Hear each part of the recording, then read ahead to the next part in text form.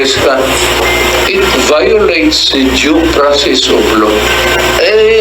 Tanggalin mo tao ng rason. And you must remember that the governor of North Davao has been elected by the people.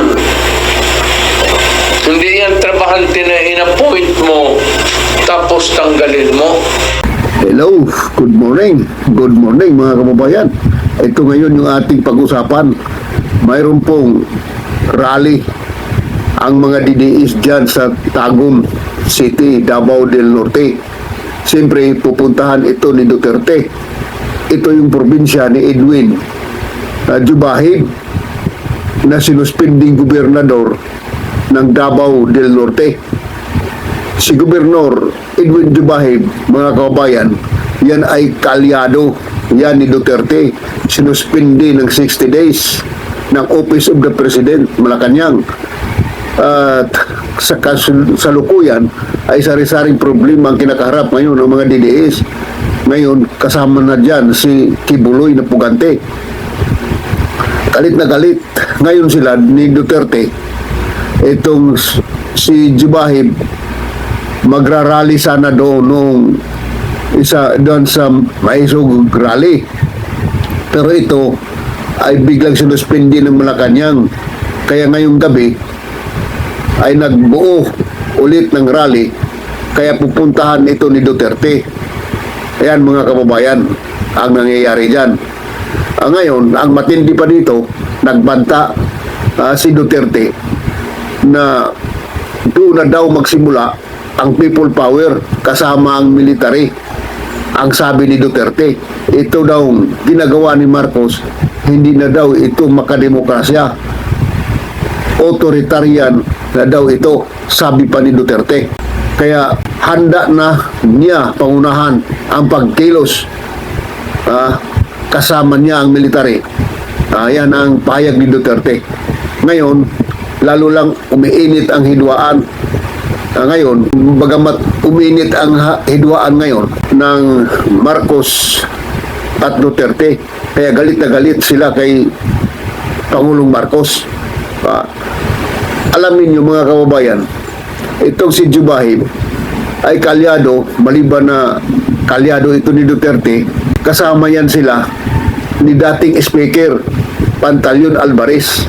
Kaya nakita mo sa press conference, magkasama sila doon. Si Jubahib lamang ang hindi pinakita. Talagang mayroong naka-schedule dyan na rally, ng political rally. Hindi po talaga prayer rally ang naka-schedule dyan. Political rally ng mga Duterte na pizza April 14 yan. Ang sabi ni Jubahib, kinausap daw siya ni Secretary Lagdamio, Presidential Assistant to the President, asawa ni Don Sulyeta. Si Lagdamio, best friend yan at kababata ni President Marcos Jr. Dating congressman din yan si Lagdamio. Ngayon, dahil kinausap itong si Gobernador Jubahib ni Secretary Lagdamio, na itigil na ang rally at pag-usapan nila doon daw sila magkita sa isang restaurant. Pero hindi daw sumipot itong si Jubahib sa usapan nila sa restaurant kung saan doon sila magkita. At ang nangyayari dito, parang napikon si Lagdamio dito sa ginawa ni Jubahib na inindyan siya sa usapan nila na mag-uusap sila doon sa isang restaurant. Ayan mga kababayan, ang kwento dyan. Nang sumunod na araw, lumabas ang suspension order pirmado ni Executive Secretary Lucas Bersamin. Yan mga kababayan, suspendido ng 60 days. Pero nilinaw ng Malacanang ngayon, hindi dahil sa rally ang pagkasuspindi. Bahib ay may mga kaso daw pala itong kinakaharap na patong-patong. Kaya siya sinuspindi ng preventive suspension. Ang mga kaso na kinakaharap ni Jubahib ay pang-aabuso daw, pero hindi nilinaw kung anong uring mga pang-aabuso. Pero kay Duterte, para kay Duterte, hindi daw binigyan ng due process sa o pagkakataon na magpaliwanag si Jubahib. Kaya sabi ni Duterte, violation daw sa due process yan. Sabi ni Duterte, para yung martialo, authoritarian na raw yan. Hindi na demokrasya ang nangyayari sa bansang ito. Ayan ang pahayag ni Duterte. Ngayon, ang matindi pang banta ni Duterte, mga kababayan, siya na raw mismo ang mangunguna sa pagkilos kasama ang military. Huwag daw silang pwersahin. Kaya nang sabi ni Duterte, inasahan daw na malaking rally ngayon. At sa susunod pa, ang rally daw na sinasabi ay umaabot ng mahigit sa 100 katao. Malaking rally yan po sa nagaganap dyan sa Tagum, Davao City. Ang sinasabi dito ni Duterte na basta na lang daw pinapadalhan ng suspension order si Jubahib na walang proseso. Pero ang sagot ng Malacanang, sinuspindi si Jubahib hindi dahil sa rally, kundi dahil sa madami siyang kasong inaharap na pang-aabuso. Kung yan po mga kababayan ang nangyayari. Kaya dito, itong usapin na ito na lalo umiinit ngayon sa pagitan ni Duterte at saka ni Pangulong Marcos, na samantalang ng Pangulong Marcos dito wala namang kinalaman. Sabi nga ng Pangulong Marcos Junior ay bago pa raw siya naupong presidente ay dati na raw mayroong kaso yan si Jubahib. Kaya walang kinalaman ng Pangulong Marcos dyan. Ito si Duterte, hindi natin malalaman kung ulianin na ito, abogado naman siya. Bakit ikinakapit niya doon sa issue na walang due process at kung anong sinasabi na hindi naman pala ang dahilan sa pagkasuspend ni Jubahib, ni Gobernador Jubahib, no?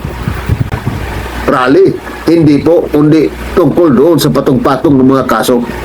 Ayan po ay sinabi ng Malacanang. Kaya ditong nangyayaring ito ay lalong lumala itong issue ng mga Duterte at pilit nilang ay ikinakapit kay Pangulong Marcos ay yung kanilang mga sinasabi na wala sa timing. Pakinggan ninyo itong video mamaya.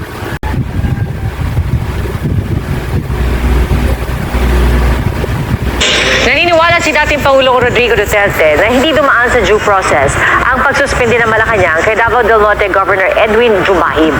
Anya maling tanggalin ng isang opisyal na ang inuslok ng mga tao.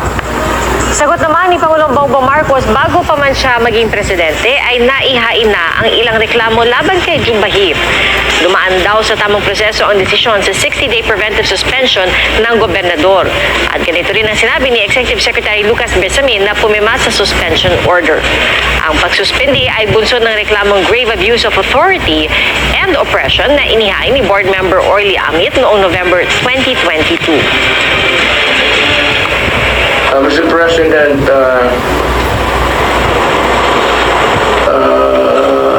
hindi mo na sinusunod yung demokrasya. And you are, yung pag ganun is that you are fearing towards a more authoritarian.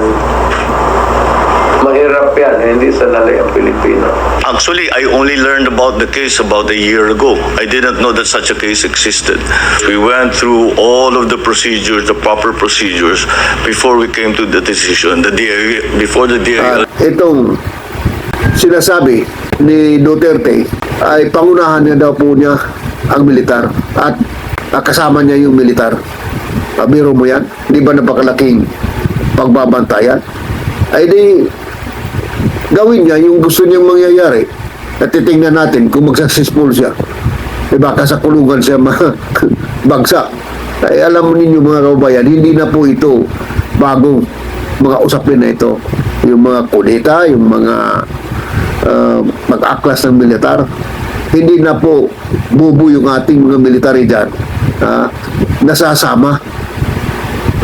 Kasi nga, naranasan na yan sa mga nakaraang dekada, panahon ng mga Kore, Aquino, nila ng mga Aquino noon, Kore Aquino. Yan ay ang nangyayari, ang militar pa, ang naging argabyado, tinanggal sa serbisyo, kinulong, at nawalaan ng trabaho. Ngayon, paano mangyari ngayon yan? Ay ang military ngayon kontrolado ni Marcos. Alam ng military ang kanilang obligasyon ngayon dahil gising na ang mga military na doon lamang sila sa konstitusyon ng Pilipinas ay maging loyal, hindi sa kanino-kaninong tao.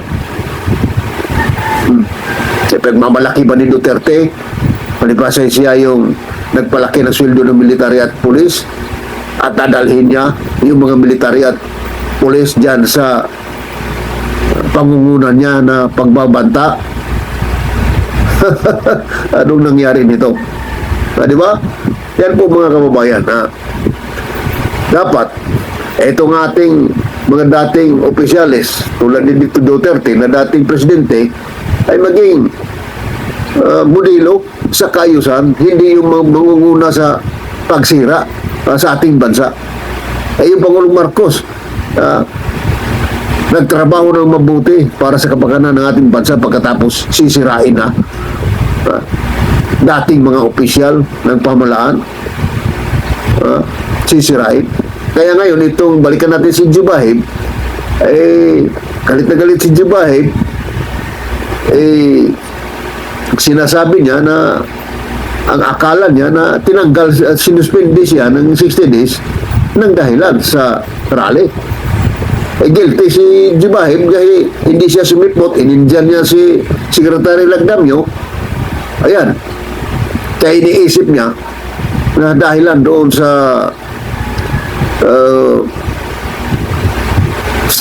tinatawag na rally na suspende. Hindi. Baka nakalimutan niya na ang pagkasuspende niya ay tungkol doon sa patong-patong na kasong pang-aabuso na hindi dinitalye kung anong mga klaseng pang-aabuso ang kanyang nagawa. O yan mga kababayan. So, hanggang dyan lang muna tayo at ating antabayanan ito kung ano pong susunod na mangyayari nitong susunod na araw o oras dahil sa mga pagbabanta ni Duterte.